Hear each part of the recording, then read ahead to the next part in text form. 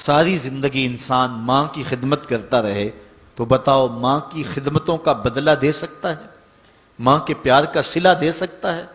عرض کی گئی کہ میں اپنی ماں کو اپنے کندھوں پہ اٹھا کر کے حج کروایا ہے اور سائی اور کعبۃ اللہ کا طواف کرایا ہے، اور حالت یہ تھی کہ اگر چٹان کے اوپر گوشت کا ایک ٹکڑا ڈال دیا جاتا تو وہ بھی بھن کے کباب بن جاتا، اتنی گرمی کی شدت تھی۔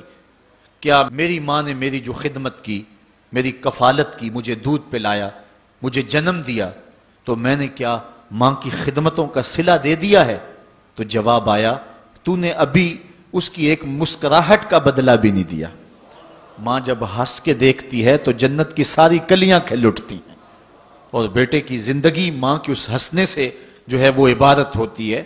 بیٹے کے لیے ماں کے جو جذبات ہیں، ماں کی جو کہانیاں ہیں، ماں کے سینے میں جو درد کے امٹتی ہوئی ایک کائنات ہے، اس کا کوئی بدل نہیں ہو سکتا۔ ساری زندگی ایک ٹانگ پہ کھڑا ہو کے بندہ ماں کی خدمت کرتا رہے پھر بھی حق ادا نہیں ہوگا۔ ماں ماں ہوتی ہے، اللہ تعالیٰ جل شانہ نے اس کو وہ درجے عطا فرمائے۔ بیٹے کے ساتھ جو پیار ماں کرتی ہے بھلا کوئی کر سکتا ہے؟ کوئی اتنی محبت دے سکتا ہے جتنی ماں محبت دیتی ہے؟ ساری زندگی بھی انسان ان محبتوں کا بدل دینا چاہے تو نہیں دے سکتا، چونکہ ماں کے پیار کا کنارہ ہی کوئی نہیں۔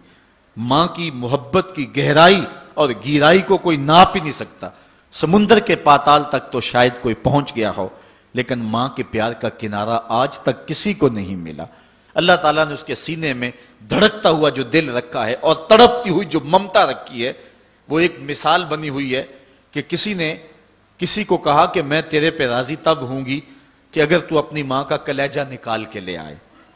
تو اس بدبخت نے اپنی اس محبوبہ کی خواہش کو پورا کرنے کے لیے اس اقدام کی تیاری بھی کر لی، اور جا کے ماں کا سینہ چیرا اور اس کا کلیجہ نکالا، اور اپنی اس محبوبہ کی خوشنودی کے لیے تیز تیز آ رہا ہے کہ میں اس کو دکھاؤں کہ میں نے یہ کارنامہ بھی سر انجام دے دیا اور یہ چوٹی بھی سر کر لی ہے۔ تو تیزی سے آ رہا تھا، راستے میں ٹھوکر لگی، جب گرا تو کہتے ہیں ماں کے کلیجے سے آواز آئی، پتر چوٹ تو نہیں آئی ہے؟ یہ ماں کے پیار کا روپ ہے، یہ ماں کی محبت کا انداز ہے۔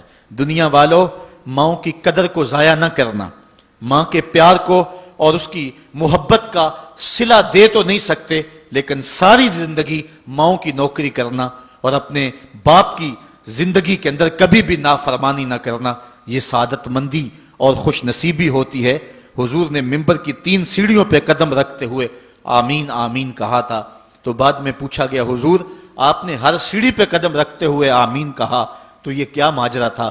فرمایا جبریل آئے تھے، انہوں نے مجھے کہا تھا اس شخص کی ناک خاک آلود ہو جو ماہ سیام رمضان المبارک کو پائے اور پھر کثرت عبادت سے اپنی بخشش نہ کروا سکے، تو میں نے آمین کہا۔ پھر کہا اس شخص کی ناک خاک آلود ہو جو والدین کو بڑھاپے میں پائے اور جنتی نہ ہو سکے ان کی خدمت کر کے، تو میں نے آمین کہا۔ پھر جبریل نے کہا اس شخص کی ناک خاک آلود ہو جس کے سامنے آپ کا ذکر کیا جائے وہ آپ پر درود نہ پڑے، تو میں نے آمین کہا۔ تو وہ شخص کتنا بد نصیب ہے جو والدین کو ناراض کر لیتا ہے۔ میں کہتا ہوں ساری کائنات ماں کے قدموں تلے ہے، بلکہ میرے محبوب نے جنت کو ماں کے قدموں تلے قرار دیا۔ الجنت تحت اقدام الامہات، جنت ماں کے قدموں تلے ہیں۔ ماں اتنا پیار کرتی ہے کہ جس کا کسی ترازو پہ تول نہیں ہو سکتا، اور اس کے پیار کا صلہ بدلہ ساری زندگی خدمت میں بھی گزار دیں پھر بھی نہیں دیا جا سکتا۔ اس قدر ماں کے حق کیوں ہیں؟ اس لیے کہ ماں نے بچے کو جنم دیا ہے، جس نے جنم دیا ہے اس کے اتنے حق ہیں، تو جس رب نے خلق کیا ہے اس کے کتنے حق ہوں گے؟ جس نے تخلیق کیا ہے، دستے قدرت سے بنایا ہے، تو پھر اس کے کتنے حق ہوں گے؟ تو مجھے بتائیے اس شخص سے بڑا بدبخت کوئی ہو سکتا ہے جو اللہ کے حضور سجدہ ریزی نہیں کرتا؟ صبح کے وقت چڑیاں بھی اللہ کا نام لے رہی ہوتی ہیں، حشرات الارض بھی رب کا نام پکار رہے ہوتے ہیں، بلوں سے سر نکال کر جانور بھی اللہ کا نام پکار رہے ہوتے ہیں، اور اس شخص سے بڑا بد نصیب زمانے میں کوئی نہیں ہے کہ جو اللہ کی حضور جھکنا نہیں جانتا۔